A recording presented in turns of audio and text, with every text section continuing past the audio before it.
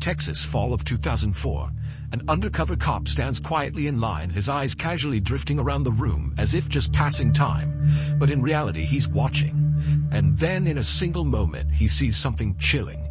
A small detail, but enough to send a cold jolt down his spine. Instincts flaring, his hands slipping under his shirt to grip his concealed weapon. Right then, he knew.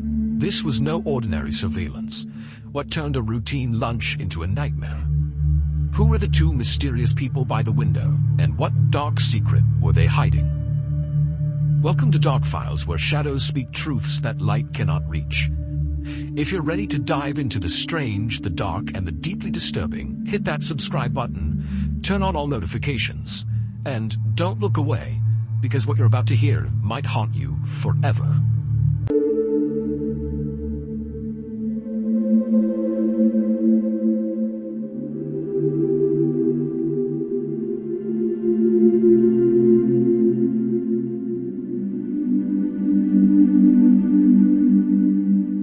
On the evening of June 17, 2004, a 21-year-old woman named Molly Daniels pulled into the driveway of her little home that she shared with her husband and two kids in suburban Texas. It had been a long day for Molly at the home remodeling business where she worked as a receptionist, and so now that she was home, the last thing she wanted to do was go inside and make dinner for her family. And so, after turning off her car, Molly just sat there in the driveway for a couple of minutes, just zoned out looking out the window. But eventually, she kind of snapped out of it. She gathered up her things, she got out of the car, and she made her way up to the front door. And as soon as she stepped into her home, that bad mood she was feeling from work was wiped away and replaced with happiness. Because the first thing she heard the second she was in her home was the sound of her 4-year-old son, Caleb, hysterically laughing. And so Molly walked into the back room and she found her son, along with her husband, Clay, rolling around on the ground, tickling each other. And next to them was their 1-year-old daughter sitting on the rug, laughing as well and clapping and watching along. And so as soon as Molly walked into the room, Clay, who was underneath Caleb, stopped for a second and grinned up at Molly. Molly smiled back, and then Clay and Caleb went back to wrestling, and the 1-year-old continued to laugh and play along. And so Molly suddenly felt so content with her life. It was so incredible to have a family of her own. And so, with a big smile on her face now, she headed off into the kitchen to make dinner. Life had been tough financially for the Daniels family recently. The city where they lived, called Leander, was located just north of Austin, Texas, and it was getting more and more expensive every single year.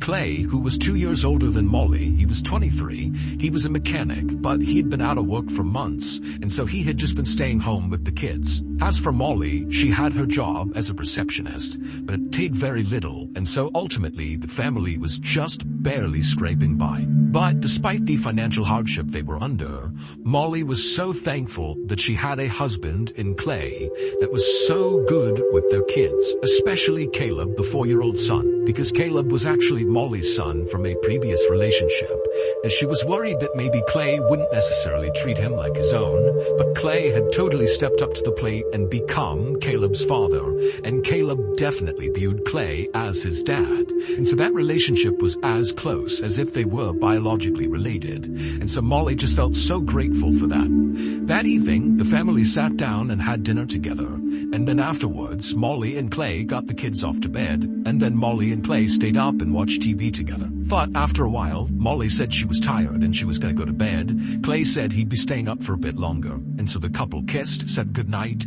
and Molly made her way upstairs.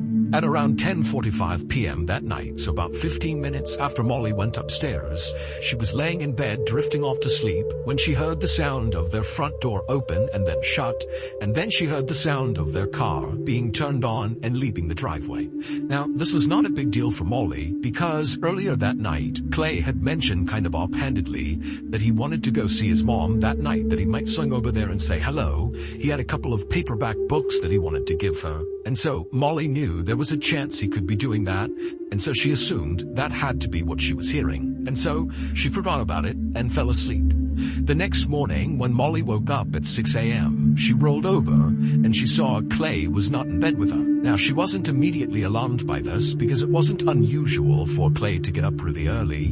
And so Molly climbed out of bed, she made her way over to the window, and she looked down at the driveway, expecting to see their car back, meaning Clay would be downstairs somewhere. But she looked in the driveway, there was no car, and so suddenly feeling kind of panicked, Molly went downstairs and looked around the house. Clay wasn't there, and so she picked up the phone and she called Clay's mother. And when Clay's mother picked up, Molly said, "Hey, is Clay with you? He said he was stopping by last night. I heard him leave. Is he with you?" And Clay's mother would say, "No, he's not here, and in fact, I didn't even know he was going to be stopping by last night. I haven't heard from him." The drive from Molly and Clay's house to Clay's mother's house was 40 miles of twisting, fairly dangerous highway. Now, Clay regularly made this trip to and from his mother's house, and so Molly was never that worried about him going on this 40-mile stretch. But suddenly, without saying it, both Molly and Clay's mother were thinking the same thing. Did Clay get into a car accident last night on the drive to his mother's house? And so at some point, Clay's mom on the phone tells Molly to stay calm, stay at the house with your kids. I'm going to get in the car. I'm going to drive the route that Clay would have taken back to you, and we'll see if we can find him. And then as soon as the two women hung up, Clay's mother ran to her car. She jumped inside, she turned it on, she peeled out of the driveway, and began speeding those 40 miles back towards Clay and Molly's house. And she had only gotten about halfway along this trip when up ahead she saw all these flashing blue and white lights. She saw crime scene tape across the whole road. This was a section of the highway that was heavily forested on either side, and she could see traffic was backed up very far on the other end and as well on her side. And so of course Clay's mother is thinking, "This is my son, he's been in an accident right here." And so she pulls over to the side of the road, she throws it in park, she gets out and runs to the nearest police officer and begins frantically asking them, "What's happened here? What's happened?" And as she's talking to the officer, she notices behind him there's all this smoke coming up from the forest. There's a fire down in the forest. And so she's craning her neck to look down and see what it is. And the officer tried to stop her, but finally she pushed past him and she looked and she saw there was a car on fire that clearly had flown off the road. And so in a total panic, she begins asking the officer, "Do you know who it is? Is it my son? Is it Clay?" The officer told her to please calm down. "We have no idea whose car this is. We're trying to figure it out. The fire department hasn't even put the fire out yet. We don't know enough to tell you anything." But at this point, Clay's mother could not wait any longer for answers. And so she turned around, she ran back to her car, she hopped in it, and she made her way around this big police barricade and sped the rest of the way to Clay and Molly's house. And there she picked up Molly, she drove her back. When they got there, both women are totally hysterical, but they run right up to the police tape, and they look down in the direction of where this fire had been, which now had been put out. There was just smoke coming off of this car frame that had been totally burned out. And immediately, when Molly looked down there, she recognized the car. Or I should say, she recognized the shape of the car, because the fire had totally eviscerated the car. But Molly, she was seeing the frame was about the right size, and she was seeing that strewn around this burned out car were all these paperback books that had been burned up partially in this fire. And she knew that Clay had likely been on his way to his mother's house with all these paperback books inside of the vehicle. And so she knew this had to be Clay. And at the same time that Molly is having this horrible realization, the fire department down below was able to actually get into the burned out vehicle. They opened up the door and they found right away there was a body in the driver's seat. And so between the size of the body, all the paperback books that Molly said, that would be something Clay would have, along with several other personal effects that were found inside of the car, like Clay's prized Harley-Davidson pin that he always wore in his hat.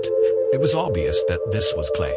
When word spread about Clay's death, Molly's neighbors and friends in Leander jumped into action. People loved Molly in Leander. She was this very sweet, very kind woman who was a little bit socially awkward, but they had found, ever since she had married Clay, she had really found some more confidence and just seemed happier. And so it was totally devastating to see Clay be pulled from her life like that. And so very quickly, the community in Leander raised $1,000 and they gave it to Molly and her kids. And then also neighbors began dropping off food and stocking their fridge with groceries. And even though Molly couldn't even eat, she was so grief-stricken from the loss of Clay, she still very much appreciated the effort that people were making to comfort her.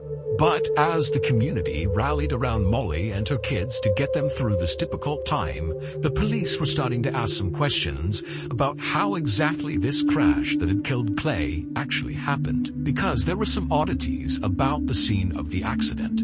The biggest being, there were no skid marks on the road, which meant Clay had not hit the brakes before swerving off the road and crashing down in the trees below. And secondly, they didn't really understand how the fire that had started after this crash had gotten so incredibly hot that it basically had completely melted away every part of the vehicle save for the frame, and also Clay's body had been totally destroyed.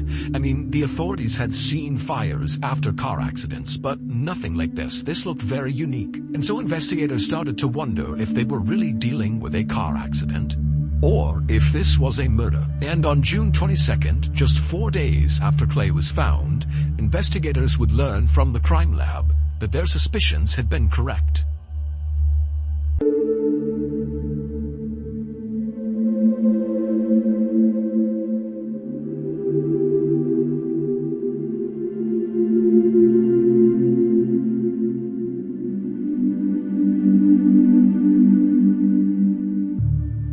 It would turn out there was lighter fluid found all over the front seat of the car, so that was the reason the fire had gotten so big. And then during the autopsy, Clay's lungs showed that he had not ever inhaled any soot, meaning he was dead when the fire started. And so very likely, Clay was murdered and the car accident was staged. And interestingly, when word started to get out in town that Clay's death seemed suspicious and that maybe he was murdered, it turned out nobody was surprised, because even though Molly adored Clay and thought he was a great father, most other people in Leander hated him. He was known around town to be this totally short-tempered guy who would just pick fights with people out of the blue. In fact, at Clay's own funeral, his literal best friend stood up to eulogize him, and during this, he said, "I think honestly the world is a better place without Clay." And so investigators began looking into Clay's background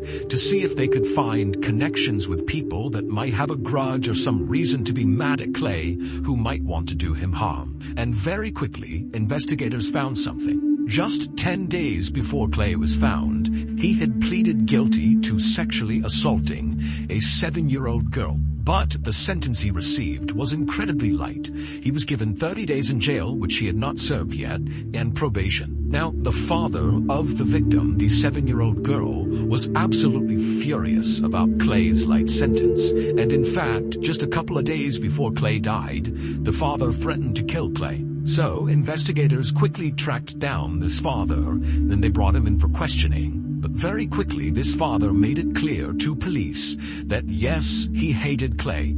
Yes, he had threatened to kill Clay. But no, he had nothing to do with what happened to Clay. And the father had an alibi to back that up. And so, after confirming his alibi, the police somewhat reluctantly allowed the father to leave, even though to a lot of them he just really seemed like the slam-dunk primary suspect, but he couldn't have been. And so with him out of the picture, the police were kind of back to the drawing board. And so they decided they would actually go talk to Molly and see if maybe she could shed some light on who else might have wanted to hurt Clay.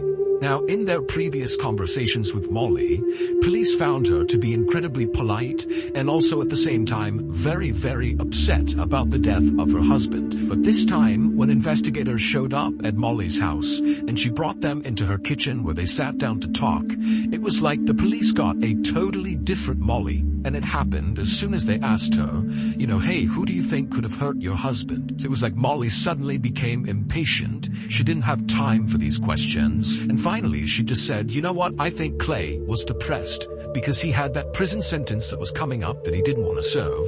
And so probably he just killed himself. I think that's what happened. And so now I need you guys to leave. And so the officers didn't make a fuss. They didn't fight Molly on this. They just got up, they left. But once they were back out in their car, they looked at each other and they both agreed that Molly's behavior was very suspicious, and it made them think, maybe she actually knows more about what happened to Clay and she's kind of trying to cover it up and make the police go away. And over the next couple of weeks, as police began investigating Molly, they discovered quite a bit of evidence that made them even more suspicious of her. For one thing, there was Clay's $110,000 life insurance policy that Molly was entitled to, and Molly had apparently been calling the insurance company nearly non-stop every day, trying to get them to wire that payment as soon as possible, and Molly apparently was telling people in town how excited she was about getting that money. Also, police learned after talking to Molly's neighbors that Molly was starting to date again. Already, just 3 weeks after her husband has died, she's out there on the dating scene, even bringing home one of her boyfriends and having him live with her 2 kids. And according to Molly's babysitter, this new boyfriend that was coming into the house was really upsetting Caleb, the 4-year-old, who had been so close with Clay. The babysitter would say that Caleb, who normally was a very mellow child back when Clay was still alive, was now very violent and emotional, and periodically he would just stop, look up into the sky, and scream, "I love you, Daddy." But when the babysitter brought this up to Molly and said, "Really, you should get your son some help here," Molly got angry and said Caleb was fine, it was none of her business, and then she slammed the door on the babysitter. But despite how suspicious Molly now seemed, there wasn't any real evidence that actually linked her to Clay's death. And so finally, in the fall of 2004, so several months after Clay's death, and still the police have not figured out who killed him or how he died and how he wound up in this inferno by the side of the road, they decided to kind of reinvigorate this investigation into Molly. They really wanted to find evidence that she was involved in Clay's death, and so they decided to put a surveillance team on Molly 24/7. And at first, the undercover police would report that Molly's behavior was incredibly routine. She basically did the same things every single day. She got up, she got the kids out the door, she went to work. Afterwards, she picked her kids up from the babysitter, she went home, she fed her kids, and then they all went to bed, and they did it all again the next day. The only deviation from her schedule was periodically she would go out after work to run some errands, like go to the grocery store. But then on December 3rd, so 6 months after Clay was found, Molly would finally break her routine. On that day, Molly, on her way home from work, made a pit stop in this parking lot near several local stores. So she parked her car as she got out, but then instead of walking into one of these stores to run an errand or something, she walked to a dark-colored Mustang that was parked in the parking lot as well, and a guy was driving it. This guy the cop didn't recognize, with dark hair. Molly walked up to him and began talking to this guy through the window. And then at some point, Molly began very suspiciously looking over her shoulder like she was trying to see if anyone was watching her,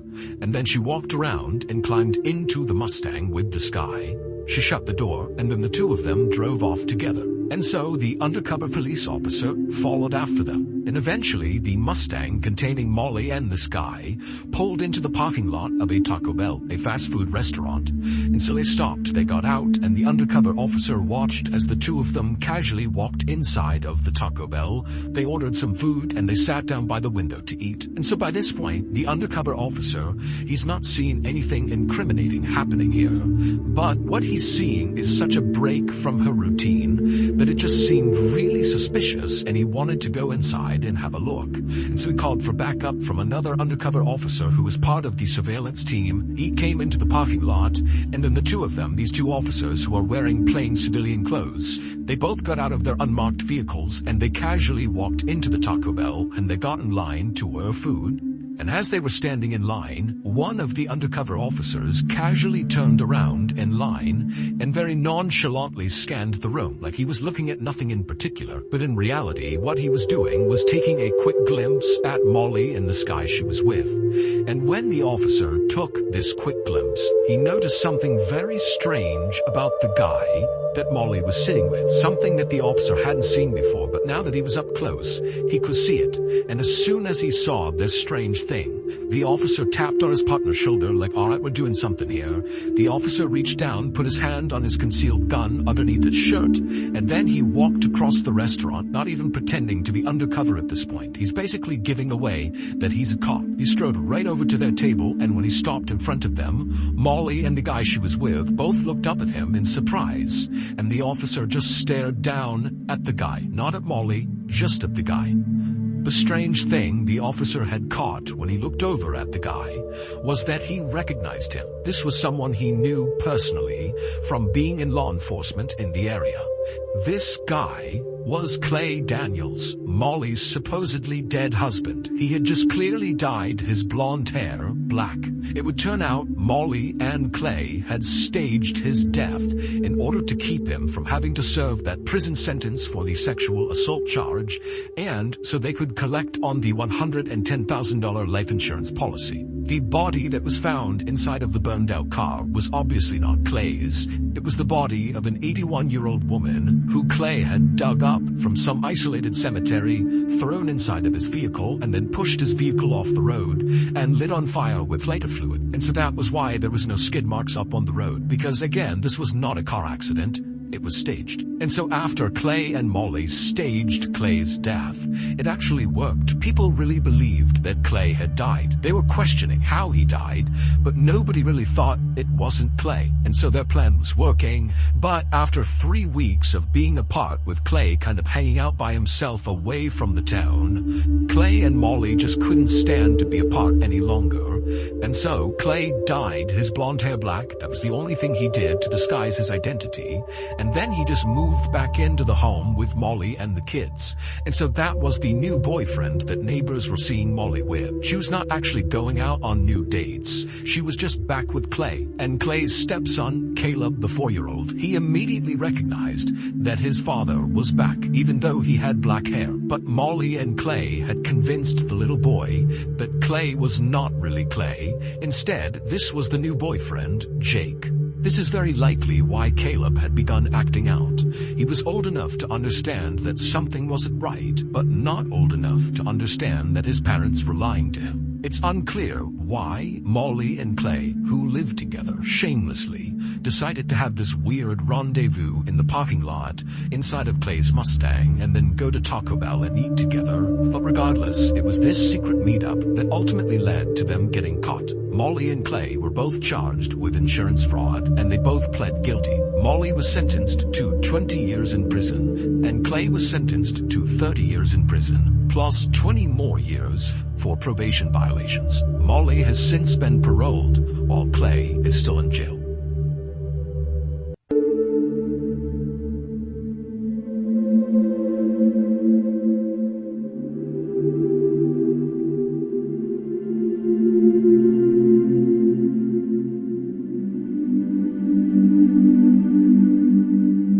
And just like that, a single glance unraveled a chilling truth, hidden in plain sight. But this is only one file in a vault full of darkness, because in the shadows of the everyday, unspeakable secrets still lurk, and what seems ordinary might just be your next nightmare.